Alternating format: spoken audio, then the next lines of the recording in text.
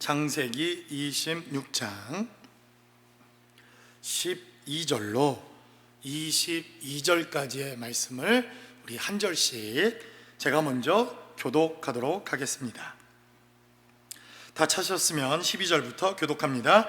이삭이 그 땅에서 농사하여 그 해에 100배나 얻었고 여호와께서 복을 주심으로 그 사람이 창대하고 왕성하여 마침내 거부가 되어 양과 소가 떼를 이루고 종이 심이 많음으로 블레셋 사람이 그를 시기하여 그 아버지 아브라함 때에 그 아버지의 종들이 판 모든 우물을 막고 흙으로 메웠더라. 아비멜렉이 이삭에게 이르되 내가 우리보다 크게 강성한즉 우리를 떠나라.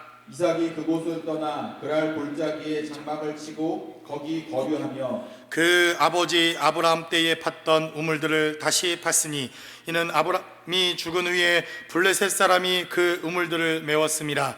이삭이 그 우물들의 이름을 그의 아버지가 부르던 이름으로 불렀더라. 이삭의 종들이 골짜기를 파서 샘 근원을 얻었더니 그랄 목자들이 이삭의 목자와 다투어 이르되 이 물은 우리의 것이라 하며 이삭이 그 다툼으로 말미암아 그 우물 이름을 에색이라 하였으며 또 다른 우물을 팠더니 그들이 또 다툼으로 그 이름을 신나라 하였으며 22절 같이 합독합니다. 이삭이 거기서 옮겨 다른 우물을 팠더니 그들이 다투지 아니하였으므로 그 이름을 르호봇이라 하여 이르되 이제는 여호와께서 우리를 위하여 넓게 하셨으니 이 땅에서 우리가 번성하리로다 하였더라. 아멘. 아멘. 계속해서 이삭이라고 하는 이 사람을 통해서 믿음의 계승자로 믿음의 삶을 이어가는 우리의 삶을 우리가 살아가기 위해서 우리에게 필요한 하나님의 은혜와 축복이 무엇인가 하는 것을 우리가 계속해서 말씀을 통해 나누고 있습니다. 특별히 우리는 지난 시간 이삭이 흉년을 맞이하고 이삭의 삶의 자리에 정말 어려운 흉년의 시기를 지나면서 그가 하나님이 축복하시고 하나님의 말씀을 쫓아서 그가 거부가 되어지고 정말 하나님이 마침내 축복하시는 하나님의 은혜와 축복의 역사를 우리가 나누어 보았습니다. 그는 믿음의 아버지를 두었고 믿음의 어머니를 두었을 뿐만 아니라 정말 믿음의 가족과 가문에서 태어나서 하나님께서 아브라함의 하나님, 이삭의 하나님, 야곱의 하나님이다 이렇게 부를 만큼 그는 신앙적인 삶의 자리에서 있어서는 하나님께서 기뻐하시는 이러한 신앙의 가정과 아버지를 두었던 믿음의 사람이기도 했습니다. 그리고 그는 경제적으로 부유한 사람 아닙니까? 아버지 아브라함이라고 하는 사람이 정말 백만장자, 지금으로 말하면 재벌에 해당되어지는 이러한 사람이었기에 그는 어려서부터도 아버지가 주는 풍성함과 그리고 그 유산을 통해서도 그는 부족함이라고는 전혀 없었던 그러한 사람이라고 성경은 소개합니다.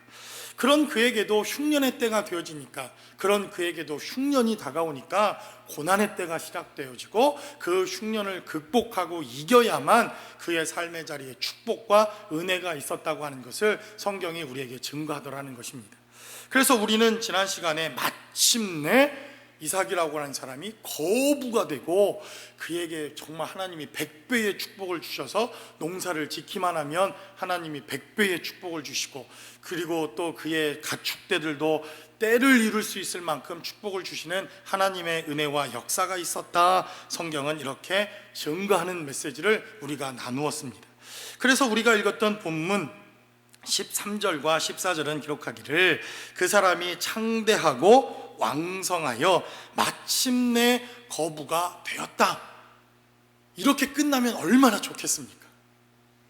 저도 사실은 제자들 교회가 그리고 박 목사가 마침내 거부가 되고 하나님이 축복하셨다. 끝! 할렐루야! 얼마나 좋습니까? 여러분들도 마침내 하나님이 축복하셔서 기도의 모든 응답을 받고 정말 하나님이 축복하셨다. 이러면 얼마나 우리가 정말 끝내주겠습니까?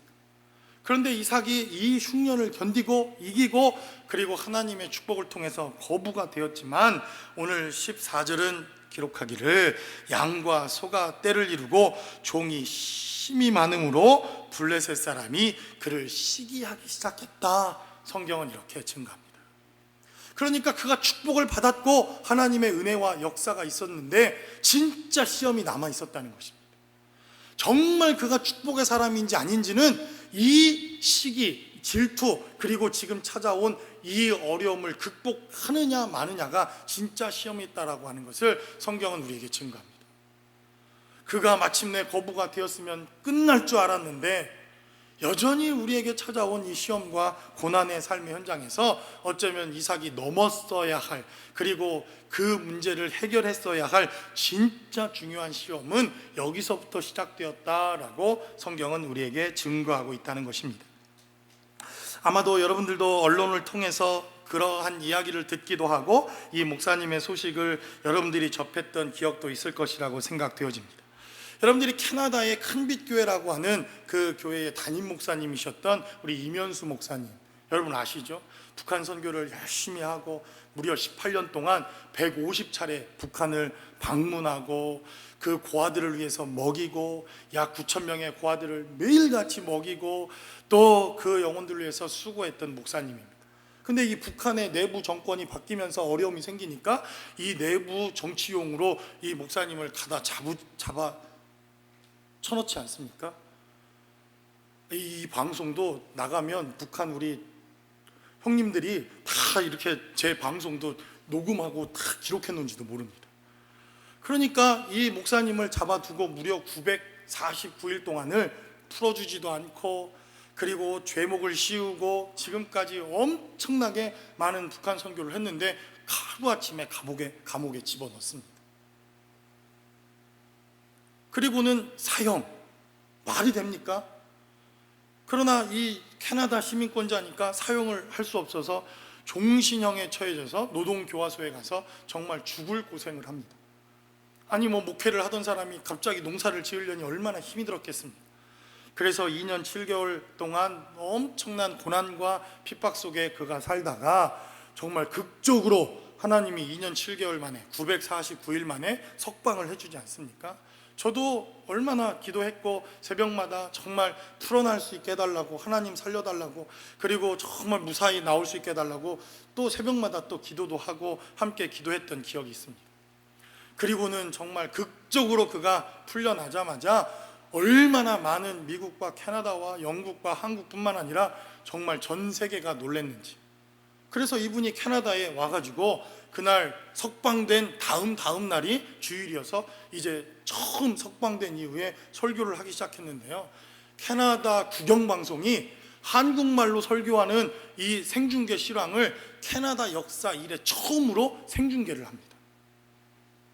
어느 정도인지 아시겠죠? 총리가 찾아오고 미국에서는 성명서를 발표하고 한국의 대통령도 축전을 보내고 엄청난 간증과 그러한 고난의 이 축복을 이겨낸 그 축복의 역사가 이 목사님에게 있었다, 이렇게 그는 간증하고 다닙니다. 그런데 이제 2년이 조금 지나서, 이제 이분이 석방된 지 2년이 좀 지나서 얼마 전에 책이 나왔습니다. 제가 책 소개를 잘 안 하는데 여러분들이 제 거를 빌려서 읽지 마시고 사서 읽으시기 바랍니다. 할렐루야. 제가 저 책은 교회에 안 갖다 놓을 생각입니다. 사서 꼭 읽으시기 바랍니다. 근데 저분이 기가 막힌 간증을 63페이지에 이렇게 기록해 놓았습니다. 내가 누구를 두려워하리오라고 하는 책에서 63페이지에 그는 말하기를, 고난을 통과하는 사람이 99명이라면, 그러니까 이분도 인정을 한 겁니다. 고난을 통과하는 게 얼마나 힘들고 어려운지, 한 명 정도는 배교도 하고, 한 명 정도는 주님을 부인하기도 하고, 한 명 정도는 그러지 말아야 되는데 정말 육체의 고난이 크니까 한 명 정도는 그 고난을 통과 못한다는 겁니다. 99명이 통과하는 사람, 그 고난을 통과하는 사람이 99명이라면 번영을 통과하는 사람은 한 명이 되기 힘들다는 말처럼 나도 고난을 잘 통과했다, 그는 이렇게 씁니다. 그리고 나서 어쩌면 이제부터 싸워야 할 번영과 축복의 시간이 더 힘겨운 인생의 싸움이 될 것이다, 그는 이렇게 고백합니다. 그러니까 매를 맞고 이유 없이 고난을 당하고 예수 때문에 당하는 고난은 정말 견디기 힘든 고난이지만, 그러나 하나님이 주시는 힘 때문에 그가 견디고 이겼다, 이렇게 말합니다. 그리고 나서 이제 이면수, 그러면 누구나 전 세계가 다 아는 목사님이 된 것 아닙니까? 영향력도 생기고 방송국에서도 섭외 1순위가 되고, 그리고 어느 교회를 가든 목사님 이렇게 그가 어느덧 자신도 모르게 이렇게 높아지고 모든 사람이 알아주는 목사가 되어지고 축복받는 목사가 되어지니까 이것이 더 큰 고난이요, 이것을 통과하는 것이 진짜 시험이라고 하는 것을 깨달았다는 것입니다. 저는 이거 엄청난 간증이라고 생각되어집니다. 그가 오늘 이삭이 경험하고 있는 이 고난이 바로 이 현장입니다. 그는 흉년이 들었을 때, 그는 어려울 때, 그리고 정말 먹을 것이 없었을 때 하나님을 의지하고 하나님을 바라봐서 거부가 되어지고 엄청난 부자가 되었는데, 그것으로 끝날 줄 알았던 그의 인생에 오늘 본문에 기록된 대로 이제 그를 시기하는 사람들이 생기고, 그를 내어 쫓는 사람들이 생기고, 그의 대적자들이 생기고, 그의 모든 그 부와 그의 모든 것들을 내려놓고 그는 쫓겨나는 이러한 또 다른 시험의 현장에 이삭이 서게 되었다. 본문은 이렇게 증가합니다. 결론부터 말씀드리자면 이삭은 이 고난을 이겼고 그 고난을 완전히 뛰어넘어 정말 축복의 사람이 되었던 것을 성경은 우리에게 증가합니다. 그러므로 우리의 삶의 자리에서 진짜 고난을 이기고 진짜 축복의 사람이 되기 위해서 오늘 이삭이라고 하는 사람은 우리의 삶의 자리에 대단히 중요한 영적 원리들을 우리에게 증가합니다. 바로 이 고난 속에서 시작된 그의 영적인 축복과 하나님의 인도하심은 무엇이었는지 본문이 기록하고 있는 말씀을 통해서 함께 나눠보기를 원합니다. 첫째로 본문은 우리에게 증가하기를 정말 이 고난의 현장 속에서 과거의 은혜를 기억하고 과거에 하나님이 주신 축복을 다시 생각하고 기억하는 것, 이것이 이삭이 이 고난을 이기는 축복이었다. 본문은 우리에게 증가합니다. 오늘 본문에 기록된 말씀을 잘 살펴보면 15절로부터 18절까지 대단히 중요한 단어가 반복해서 등장합니다. 그 단어가 어떤 단어입니까? 아브라함이라고 하는 아버지의 이름이 계속해서 등장합니다. 우리가 이삭이라고 하는 사람을 통해서 계속 나누면서 아버지 아브라함은 이미 죽었습니다. 그렇죠? 그리고 아브라함이 죽고 사라가 죽었던 메시지들을 계속 이어서 나누고 있지 않습니까? 이미 아버지 아브라함은 육신의 삶을 다해서 죽었고 그는 육신의 삶을 마감했습니다. 그런데 오늘 본문은 계속해서 15절에도 그 아버지 아브라함 때에 그 아버지의 종들이 판 모든 우물을 막았다. 아버지의 때에 있었던 사건에 대해서 성경은 증가합니다. 그리고 18절에도 기록된 대로 그 아버지 아브라함 때에 팠던 우물들을 다시 팠으니라고 성경은 기록합니다. 그러니까 지금 이삭은 이 고난과 어려움이 닥치자마자 무엇을 기억합니까? 이 고난의 때에, 이 어려웠던 때에, 이 기근의 때에, 이 시험과 혼란이 시작되는 이 때에 하나님께서 과거에, 하나님께서 아버지에게, 하나님께서 우리 가정에, 하나님께서 내가 어렸을 때 정말 지금까지 나를 지켜주시고 함께 해주셨던 은혜와 축복의 역사를 그가 기억해내기 시작했다는 것입니다. 그리고 성경은 기록하기를 아버지 때에 팠던 우물을 그가 다시 파기 시작했다. 성경은 18절에 기록합니다. 그러니까 우리에게도 이 자리에 계신 모든 분들은 하나님께서 분명히 은혜를 주셨던 기억이 있지 않습니까? 하나님께서 때로는 그 고난과 어려운 환경 속에서 우리에게 축복하셨던 기억들이 분명히 있지 않습니까? 하나님께서 우리의 삶의 자리에 정말 지금은 고단하고 힘든 이민 생활일지라도 우리의 삶의 자리를 역사하시고 함께 하셨던 그 은혜들이 있지 않습니까? 그 은혜를 다시 기억하고 그 기도의 자리를 다시 기억하고 그 말씀의 역사가 있었던 그때를 아브라함이 다시 기억해내기, 이삭이 다시 기억해내기 시작했다. 본문은 이렇게 증가합니다. 저는 많은 분들이 한국교회를 걱정하고 이민교회를 걱정합니다. 그러나 우리에게 걱정거리가 되는 이 교회들도 저는 이 한 가지, 하나님이 과거에 우리에게 역사하셨던 그 은혜를 기억하고 하나님께서 이민교회에 주셨던 그 은혜들을 다시 기억하고 우리가 기도했던 그 자리를 다시 사모하고 말씀 가운데 거했던 그 자리를 다시 사모하고 그 자리로 돌아갈 수 있다고 한다면 이 문제는 아무 문제도 아니라고 믿습니다. 그래서 우리가 다시 뭔가를 할 필요가 있는 게 아니라 하나님께서 우리에게 주셨던 은혜대로 그것이 기도였다고 한다면, 그것이 새벽 기도의 현장이었다고 한다면, 그게 금식 기도의 현장이었다고 한다면, 내가 말씀대로 살아갔던 그러한 삶의 현장이라고 한다면 바로 그 자리로 돌아가는 지혜, 그 은혜를 기억하는 그 지혜, 그것이 이삭에게 있었다라고 성경은 우리에게 증거하고 있다는 것입니다.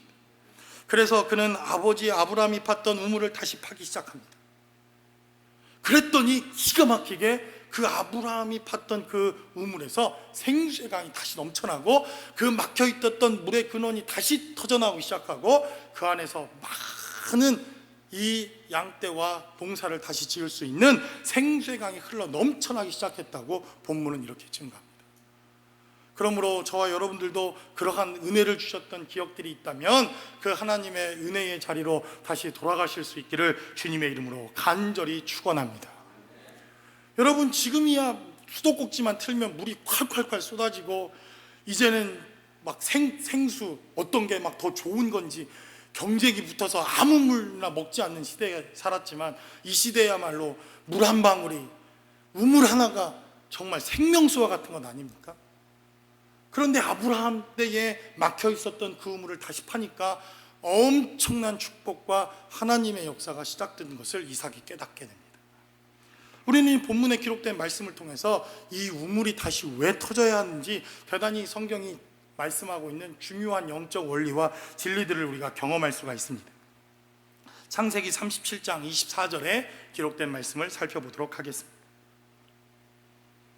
여러분, 창세기 37장쯤이면 대충 어떤 사건인지 기억이 나시죠?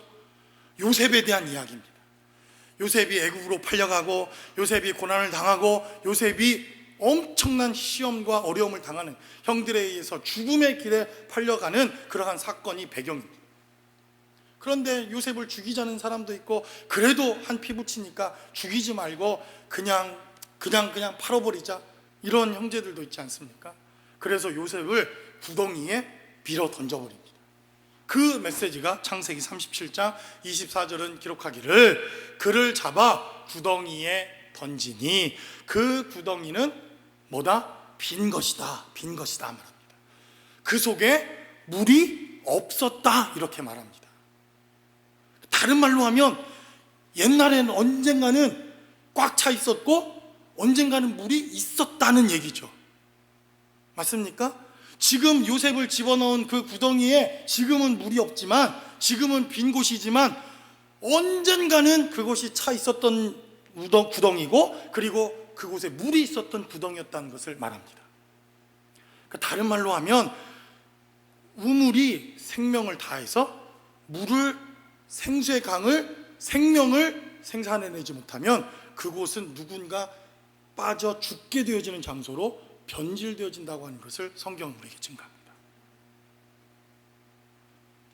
다시 한번 메시지를 하나 볼까요? 에레미야서 38장 6절에 기록된 말씀입니다. 여러분, 에레미야서니까 이 배경은 뭔지 아시겠죠? 이게 이사야인가 모세인가 헷갈리는 사람은 없겠죠? 에레미야니까 당연히 에레미야 이야기겠죠. 에레미야 하나님의 말씀을 전합니다. 하나님께서 들려주신 말씀대로 거짓 선지자들이 전하는 하나님의 말씀, 그것은 거짓 메시지다, 하나님이 원하시는 메시지가 아니다, 이렇게 하나님의 말씀과 생명을 전합니다. 그랬더니 거짓 선지자들이 일어나고 이 에레미야를 방해하는 사람들이 일어나서 에레미야를 죽이자고 이렇게 결단합니다. 그리고 재판도 없이 에레미야를 감옥에서 끌어내서 그를 죽이게 되는데, 바로 에레미야서 38장 6절은 이렇게 기록합니다. 그들이 에레미야를 끌어다가 감옥들에 있는 왕의 아들 말기야의 구덩이에 던져 넣을 때에 어디에 집어넣었다고 말합니까? 구덩이에 집어넣었다 말합니다. 그 구덩이에는 물이 없고 진창뿐이었다 말합니다. 진창뿐이었다, 에레미야가 진창 속에 빠졌더라 라고 말합니다. 여러분, 아까 요셉의 구덩이에는 완전히 말라버린 구덩이였습니다. 그런데 이 에레미야의 구덩이에는 집어넣었더니 물이 다 말라 비틀어지고 거기에 이제 물이 조금 남았어요. 그래서 아주 진흙구덩이인 이 구덩이에 빠뜨립니다. 다른 말로 하면 이 구덩이도 언젠가는 우물이었다는 것입니다.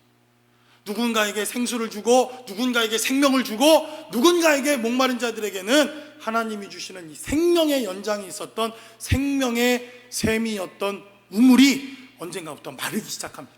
그래서 말기야라고 하는 사람이 이름이 등장을 합니다. 이것은 눈에 보이는 그런 사건이기도 하지만 생수의 강이 말라가기 시작하고 생명의 강이 말라가기 시작한다고 하는 것은 영적인 것과도 대단히 밀접한 관계가 있습니다. 그래서 우물이 마르기 시작하고 이제는 그 엄청났던 우물이 다 말라서 이제 진흙탕이가 되어버립니다. 그래서 우리 안에서 생수의 강이 흘러넘치지 아니하면, 우리 안에서 생명의 강이 흘러넘치지 아니하면 그 구덩이에 빠져 죽습니다. 그래서 하나님의 교회에 요한복음 7장 38절 이하에 기록된 대로 우리에게 생명의 강이 흘러넘쳐나리라, 너에게 생수의 강이 흘러넘쳐나리라, 이렇게 하나님께서 말씀하십니다. 근데 그 생명이 말라버리면, 그 생수의 강이 말라버리면 그곳에 누가 빠져 죽게 되어주는 구덩이로 변질된다는 것입니다. 그래서 이거는 축복의 메시지이기도 하지만 두려운 메시지일 수도 있다는 것입니다. 그래서 이 시대의 목사에게 생명의 강이 흘러넘치지 아니하며, 이 시대의 하나님의 교회에 생수의 강이 흘러넘치지 아니하며, 이 시대에 우리의 가정 가운데 하나님이 주시는 생명의 역사가 메말라버리며, 여러분 그 장소는 누군가 빠져 죽는 구덩이로 변질될 수 있다는 것입니다. 그래서 우리의 삶의 자리에 이 막혀있던 이 우물에 생명이 터져나고 생수의 강이 터져나고 하나님이 주는 생명의 역사가 시작되어야 함을 이 이삭은 깨달은 것입니다. 그래서 저와 여러분들의 삶의 자리에도 이러한 생명의 역사가 함께 하실 수 있기를 주님의 이름으로 간절히 축원합니다.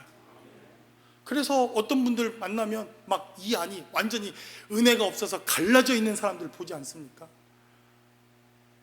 그런 분들을 만나면 너무 힘듭니다. 영적으로 아실 거예요, 아마 여러분들은. 그래서 여러분들이 기도해 주셔야 됩니다. 목사에게 생명의 강이, 생수의 역사가 하나님의 교회에 넘쳐나는 생명의 역사가 마르지 않도록. 여러분, 교회의 최대 적은 무엇인지 아십니까? 이슬람이 아닙니다. 교회를 핍박하는 그런 사람들이 아닙니다. 생명을 잃어버린 교회가, 생명이 없는 그리스도인들, 바로 생수의 강이 무엇인가를 잃어버린 사람들이 교회의 가장 큰 적이라고 하는 것을 오늘 본문은 우리에게 증거합니다. 틀림없이 샘을 위해서 구덩이를 팠고 샘을 위해서 샘물을 팠는데 어느덧 생수의 강이 꺼져버리자 그곳은 누군가 죽어지고 누군가 죽어야 하고 누군가 생명을 잃어버려야 하는 장소로 변질되어지더라, 성경은 우리에게 증거합니다. 그러므로 저와 여러분들의 삶의 자리에서 우리가 잃어버린 과거의 은혜와 생명이 있다면 다시 그곳에서 생수의 강이 흘러나고 생명의 역사가 있는 저와 여러분들의 삶의 자리가 되실 수 있기를 주님의 이름으로 간절히 축원합니다. 두 번째로 본문은 우리에게 증거하기를 이 이삭이라고 하는 사람은 이 고난이 닥치자 다투지 않는 지혜가 있었다라고 성경은 기록합니다. 이 블레셋 사람이 시기하기 시작합니다. 여러분, 하나님의 축복을 받으면요, 세상 사람들이 시기하고 우리를 힘들게 하는 것은 당연합니다. 여러분들이 마귀의 역사가 없고 마귀가 여러분들을, 사단 원수가 여러분들을 내비둔다고 한다면 여러분 오히려 회개해야 합니다. 여러분들이 하나님의 축복을 받고 하나님의 능력을 경험하고 하나님의 생수의 강이 넘쳐나는데 사단의 역사가 없을 수 있습니까? 방해해야죠. 여러분들 때문에 하나님의 나라가 확장되어지고 여러분들 때문에 하나님의 은혜가 역사하는데, 그래서 우리가 에덴 동산을 받았을 때 마귀의 역사가 있고 그 에덴을 파괴하려고 하는 사단의 역사가 있는 것은 너무나도 지극히 당연한 일입니다. 그래서 우리 교회가 혼란이 많고, 아니 우리 교회는 왜 이렇게 어려움이 많냐고, 저는 반대로 말하면 얼마나 우리 교회에 하나님의 은혜가 넘치는 교회일까라는 것을 생각해 보게 됩니다. 그러니까 오늘 본문에 기록된 대로 이삭이 축복을 받자마자 그들을 시기하는 사람들이 생기는 겁니다. 저 축복을 뺏어야지, 저 축복을 근원을 마르게 해야지, 하나님의 은혜대로 살지 못하게 해야지. 그러니까 이삭이 그때부터 괴롭기 시작합니다. 그리고는 본문에 기록된 대로 다투다라고 하는 단어가 반복해서 등장을 합니다. 그래서 21절과 22절에도 기록된 대로 또 다른 우물을 팠더니 그들이 또 다툼으로 그 이름을 신나라 했다, 이렇게 기록합니다. 20절에 기록된 대로 그랄 목자들이 이삭의 목자와 다투어 이르되 이 물인 우리의 것이라 하매 이삭이 그 다툼으로 말미암아 그 우물 이름을 에색이라 하였다라고 말합니다. 다툼의 우물이다, 이런 뜻입니다. 그리고 또 우물을 팠더니 다투어서 신나라 했다, 이렇게 말합니다. 또 다투었다, 이런 뜻입니다. 그러니까 이 이름은 좋은 이름이 아니죠. 다툼이 있는 가정이 있습니까? 오늘부터 제가 신나라고 부를까요? 아, 이름도 좋아, 막 신나. 기름만 붙였다면 불이 확 붙어. 이런 가정은 회개하시기 바랍니다. 다투었대, 계속 다투었대는. 그러니까 22절에도 이삭이 거기서 옮겨 다른 우물을 팠더니 그들이 다투지 아니하므로 그 이름을 르호봇이라 하였다라고 말합니다. 그런데도 이 르호봇도 다툼이라는 이름과 관계가 있죠. 그런데 이 다툼의 현장에서 이삭은 싸우지 아니하고 그 다툼의 자리를 피하는, 그 다툼의 그 삶의 자리를 피하는 지혜가 있었다고 하는 것을 성경은 우리에게 말씀합니다. 좀 이해가 안 되잖아요. 이해가 안 되잖아요. 저도 제가 먼저 시비를 걸진 않습니다. 저 목사니까 시비를 걸지 말아야죠. 목사가 돼가지고 싸움꾼이 되면 되겠습니까? 웬만하면 시비를 걸지 않습니다. 그럼 웬만하면 참으려고 합니다. 그러나 2번, 3번만 건드려 보십시오. 그 참아지나? 참아줘요? 참아줘? 아니, 목사도 승질이 있는 건데 참아집니까? 안 참아지죠. 주님 보셨죠?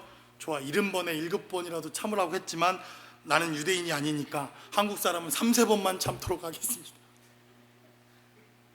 저는요, 싸움을 져본 적이 없습니다. 싸움을 져본 적이 없어요.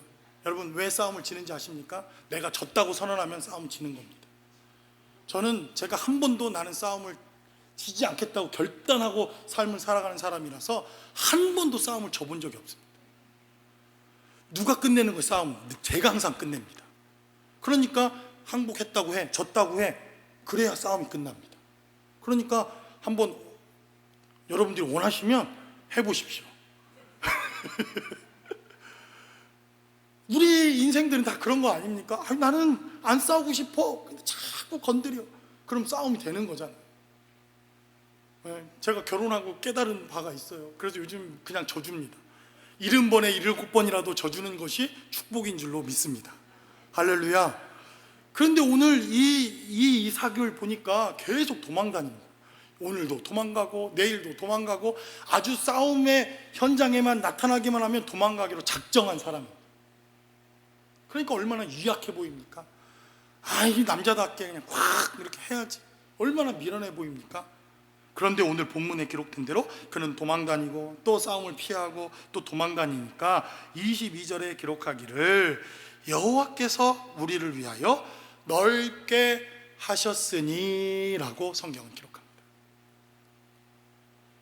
저 같으면 어떻게 고백해야 됩니까? 아, 그 사람 때문에 싸움질하다가 나 쫓겨났어.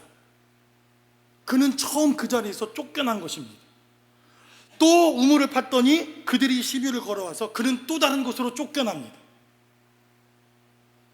분명히 저 같은 사람이라면 이 이삭의 고백처럼 하나님이 나를 넓히셨다가 아니라 내가 그 사장 때문에, 내가 그 담임 목사 때문에, 내가 그 무엇 때문에 정말 쫓겨나서 아주 얼마나 분하고 화가 나는지 이렇게 얘기할 것 같은데 이삭은 말합니다. 하나님이 나의 지경을 넓히셨다, 이렇게 성경은 말합니다. 저도 왜 이런 억울한 일이 없었겠습니까? 하나님의 일을 열심히 하다가 모 나라에서 선교사로 일하다 쫓겨나지 않았습니까? 제가 그때는 쫓겨난 줄 알았습니다. 하나님, 주님의 일을 열심히 하는데 이렇게 하는데 왜 저를 쫓아냅니까? 그리고는 한국에 들어왔더니 IMF 겨우겨우 직장에 취직했더니 IMF 때 그냥 또 쫓겨내는 거예요. 다 쫓겨났죠. 그래서 야, 나라가 나를 버리는구나, 나라가 나를 버려. 그래서 진짜 쫓겨오듯이 제가 미국에 공부를 하러 왔습니다. 그래서 제가 쫓겨났다 고백했는데 나중에 오늘 기록된 메시지를 보니까 쫓겨난 것이 아니라 하나님이 우리의 지경을 넓히셨더라 라고 성경은 우리에게 증가합니다. 그래서 내 입으로 쫓겨났다고 고백하는 사람은 쫓겨난 사람입니다. 그러나 하나님께서 내 지경을 넓히셨다라고 고백하는 사람은 하나님께서 그의 삶을 인도하시는 사람입니다. 저는 여러분들이 쫓겨다니는 쫓겨난 사람이 아니라 하나님께서 지경을 넓히시는 사람들이 되실 수 있기를 주님의 이름으로 간절히 축원합니다. 저도 억울하더라고요. 아니 이 교회에 이제 그냥 웬만하면 그냥 여기 또 있어도 되지 이런 마음이 들더라고요.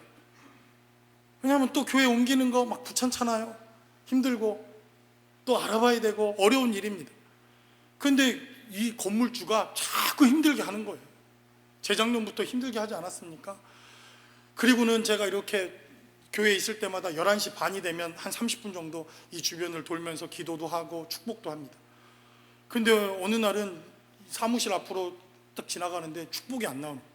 니네가 우리를 쫓아내? 니네가 우리 교회를 쫓아내? 그러고도 축복받는지 두고 보자. 그러고는 제가 막 돌았습니다. 니네 우리 쫓겨나면 니네 망할 거야. 막 분노가 있고 일어나더라고요. 그런데 너무너무 한 주간 동안 제가 얼마나 회개한 줄 아십니까? 박 목사야, 너 쫓겨났다고 생각하냐? 내가 네 지경을 넓힌다고 생각한다. 이 교회 지경을 넓히는 거라고 한다면, 아니 너는 쫓겨난 목사냐? 네 교회는 쫓겨난 교회냐? 제자들 교회는 쫓겨다니는 교회냐? 아니면 하나님이 지경을 넓히는 교회냐? 제가 한 주간 동안요 얼마나 하나님께 회개했는지. 그래서 우리 교회는 주인이 쫓아내는 교회가 아니라 하나님께서 지경을 넓히는 교회인 줄로 믿습니다. 저와 여러분들의 삶의 자리에도 이러한 하나님의 축복과 은혜가 함께 하시기를 주님의 이름으로 간절히 축원합니다. 그래서 오늘 본문에 기록되어져 있는 메시지를 살펴보니까 마태복음 5장 5절의 메시지가 확실하게 무슨 메시지인지 이해가 되더라. 성경은 이렇게 증가합니다. 온유한 자는 복이 있나니 그들이 땅을 기업으로 받을 것이요 라고 성경은 기록합니다. 저는 이 팔복 설교 중에 제일 이해가 안 되는 게 이 메시지였습니다. 아니 복덕방을 하고 투기를 해야 땅을 얻는 거지, 하나님 온유한 자가 무슨 땅을 얻습니까? 말이 됩니까? 지금 이 시대는 그렇게 살아서는 안 됩니다. 악착같이 아주 그냥 딱 물면 물지 않고 놓지 않고 그래야 땅도 얻고 부자도 되고 그러는 것이지. 그런데 오늘 이삭의 삶을 보니까 온유한 자가 얻는 땅이 무엇인가 하는 것을 본문은 우리에게 증거하고 있다는 것입니다. 그러므로 저와 여러분들의 삶의 자리에도 이러한 하나님의 약속의 땅으로 그가 나를 넓히셨다, 이 땅에서 우리가 번성할 것이다 라고 하는 이삭의 고백이 저와 여러분들의 삶의 자리에 함께 하실 수 있기를 주님의 이름으로 간절히 축원합니다. 그래서 제 마음에 있던 조급한 마음이 사라졌습니다. 빨리 이사를 해야 될 텐데, 빨리 넓은 저 땅으로 가야 될 텐데, 여러분 얼마나 피가 마르는 줄 아십니까? 그러다가 미국 교회에서 노해버리면 진짜 농담 삼아 우리 공원에서 예배 드려야 됩니다 이렇게 얘기했지만 그렇게 될까봐 노심초사 얼마나 밤잠을 못 이루며 기도했겠습니까? 그런데요, 이게 미국 교회에서 예스라고 응답이 없었지만 정말 하나님 주시는 평안이 그때부터 시작되더라고요. 걱정할 게 아니구나, 걱정할 필요가 없겠구나, 하나님이 분명히 옮기셔서 우리에게도 정말 넓게 하셨으니 이 땅에서 우리가 번성하리로다 하는 우리의 고백이, 이것이 교회의 고백이 되겠구나, 우리의 간증이 되겠구나, 하나님이 역사하시는 약속이 되겠구나 하는 것을 한 주간 깨달은 삶의 자리에 바로 이것이 우리의 간증이 될 수 있기를 주님의 이름으로 간절히 축원합니다. 마지막으로 본문을 우리에게 증거하기를, 이 고난의 현장에서 이삭은 이제 자신의 은사를 개발하는 지혜가 있었다, 성경은 우리에게 증거합니다. 이삭이 쫓겨납니다. 그도 얼마나 당황했겠습니까? 농사도 지어야 되죠. 양떼도 소떼도 많이 늘어났죠. 그러니 제일 필요한 게 무엇입니까? 물 아닙니까? 여러분 물 안 먹고 살 수 있습니까? 40일 금식을 해도 41일째부터는 어떻게 할 겁니까? 그러니 물이라고 하는 것은 생명이요, 성경이 말하고 있는 물이라고 하는 것은 생수의 근원된 것을 우리에게 밝히 이야기하고 있는 것입니다. 단순히 보이는 것은 우물이요, 단순히 보이는 것은 물이지만 성경이 말하고 있는 물은 생명을 말하는 것이고 생명의 근원을 말하는 것이고 생명이 역사하고 있는 생명의 현장을 말하는 것입니다. 그러니 생명의 현장을 빼앗겼고 물의 근원을 빼앗겼고 이제는 쫓겨나야 하는 이 이삭과 삶의 모습에서 그는 얼마나 당황스러웠겠습니까? 그래서 생각해낸 것이 아버지 아브라함의 우물을 다시 한번 파보자. 그리고 그곳에서 생수강이 터져나는 그러한 역사를 그는 경험합니다. 아니 그랬거들랑 좀 지네가 쫓아냈으면 한 번 정도는 그래야지. 여러분들도 비즈니스 하다가 다 그런 경험 있지 않습니까? 여기서 장사 너무 잘 되니까 랜로드가 그냥 나가라고 하는 바람에 완전히 망했던 경험들이 이민사회에 얼마나 많습니까? 그랬거들랑 한 번 정도 좀 봐줘야지. 또 쫓아와서 그 우물을 빼앗아 버립니다. 그랬더니 이삭이 싸우지 아니하고 다른 곳에 가서 이제 자신이 직접 우물을 팝니다. 아버지가 이렇게 팠고 내가 그거를 다시 파보니 생수의 근원이 여기서부터 시작되고 그리고 이렇게 하면 우물을 얻고 그리고 이렇게 우물을 팠더니 그곳에서 물이 나더라 하는 것을 이삭이 깨달은 것입니다. 그래서 그가 아버지 아브람 때 우물을 팠던 것처럼 이곳에서 물이 나올 것 같은 곳에서 물을 파고 생수의 강이 흘러나도록 우물을 팠더니 그곳에서 우물이 터져나오기 시작합니다. 그의 은사가 개발되기 시작된 것입니다. 여러분, 은사라고 말하면 무슨 방언을 말하고 죽은 자를 살리고 이런 것도 은사이지만 성경은 이 은사를 달란트다 이렇게 말합니다. 그래서 은사를 달란트다, 탤런트다 이렇게 영어가 번역하지 않습니까? 그러니까 우리의 삶의 자리에서 많은 재능들, 우리가 살아가는 삶의 기술들, 이러한 모든 것들도 하나님이 주신 탤런트, 은사에 해당되는 것입니다. 그러니까 이삭이 자꾸 쫓겨나고 또 쫓겨나는 가운데 그에게 있어서 우물을 파는 이런 은사들이 개발되더라. 성경은 이렇게 증가합니다. 그러니 끝내주는 거 아닙니까? 아니 이 생수의 한 모금, 저는 침례교 목사라서 물이 항상 필요하지 않습니까? 이 더운 여름에 물이 이렇게 필요한데 이곳은 사막 아닙니까? 사막. 물 한 모금, 생수의 한 모금이 필요한 이곳에 이삭은 가는 곳곳마다 이제 땅만 파면 그곳에서 물이 나옵니다. 텍사스 어디 우리 교단교회 교회 짓는다고 땅 팠더니 거기 석유 나왔잖아요. 할렐루야. 우리에게도 석유가 나오는 캘리포니아 금이 나와야 되나요? 뭐가 나와야 되나요? 땅만 파면 생수의 강이 넘치고 땅만 파면 하나님이 역사하시는 역사가 이삭의 삶의 자리에 있었다라고 성경은 우리에게 증가. 그러니 여러분, 이삭이 이제 쫓겨날 걱정을 하겠습니까? 안 하죠. 그는 또다시 샘을 파기만 하면 됩니다. 쫓겨나도 그는 생명의 근원이 어디에서 시작되는지, 생수의 강이 어디에서 시작되는지, 하나님의 생명이 어디로부터 시작되는지 그는 그의 삶의 자리를 통해서 그가 깨닫고 안 사람이요, 그에게는 이 생명의 역사가 넘쳐나는 사람이니 그는 어디를 쫓겨나든 어디로 그가 버림을 당하든 하나님께서 그를 축복하시는 역사가 그의 삶의 자리에 시작되는 것을 보게 되었다는 것입니다. 그러므로 저와 여러분들의 삶의 자리에도 이러한 은사들이 넘쳐나는 삶의 자리가 되시기를 주님의 이름으로 간절히 축원합니다. 여러분들 가운데 혹시 쫓겨나신 분들 계십니까? 그러면 어쩌면 하나님께서 여러분들을 개발시키는 시간일 수도 있습니다. 저도 예전에 보니까 그냥 내가 열심히 사역한 곳에서 나를 막 몰아내려고, 그래서 저도 분을 품고 니네가 날 몰아냈어 이렇게 마음을 먹었던 적이 있었는데, 오늘 본문의 메시지를 보니까 하나님이 나에게 새로운 은사를 개발시키려고. 그래서 어떤 목사님들이 저한테 그래요. 아, 우리 박 목사님 개척교회 은사가 있다고. 제가 그 입 다물라 그랬어요. 그 입 다물라. 무슨 개척교회, 난 대형교회 목사도 은사가 있다고. 어휴, 깜짝 놀랐습니다. 귀를 막 씻고. 근데 이렇게 돌이켜보니까 8년 동안 교회를 개척하고 그래도 하나님께서 주신 바 은혜가 있고, 그래도 하나님께서 이만큼 축복하시고, 그래도 하나님께서 이렇게 역사하시는 하나님의 축복이 있었구나 라고 하는 것을 깨닫습니다. 그러므로 저와 여러분들의 삶의 자리에 하나님께서 여러분들을 사용하시기 위한 이러한 은사들로 넘쳐나시기를 바랍니다. 우리 교회가 비록 작은 교회지만 그래도 하나님께서 우리 교회만을 위한 특별한 은사가 있고 특별한 쓰임새가 있고 하나님이 쓰시길 원하시는 하나님의 섭리와 경륜이 저는 있다고 믿습니다. 우리가 그러한 경륜과 섭리 앞에 순종하고 하나님이 우리의 지경을 넓히셨다고 하는 고백이 있고 하나님께서 우리 가운데 함께 하신다고 하는 믿음의 고백이 있다고 한다면 하나님께서 저와 여러분들을 통해서 반드시 사용하실 하나님의 축복이 있을 것이라고 믿습니다. 저와 여러분들의 삶의 자리에 이러한 축복과 하나님께서 내 지경을 넓히셨고 내 가정의 지경을 넓히셨고 우리 자녀들의 지경을 넓히셨고 주의 몸된 교회의 지경을 넓히셨다고 하는 이러한 삶의 간증이 넘쳐나실 수 있기를 주님의 이름으로 간절히 축원합니다. 기도하겠습니다. 우리 시간 함께 기도할 때